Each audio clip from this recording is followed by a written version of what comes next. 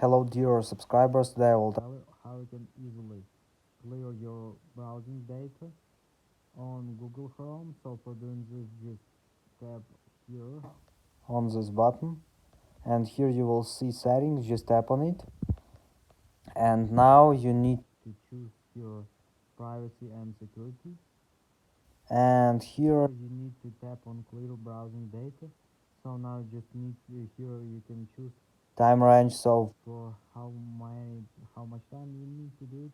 So for example, last hour, last 24 hours, last 7 days, last 4 weeks, all time. So just choose it and just tap on clear data and it will successfully clear it. So here you can also choose passwords and other sign-in data, how to fill form data, site setting, hosted app data. So just choose what you want and just tap on clear data.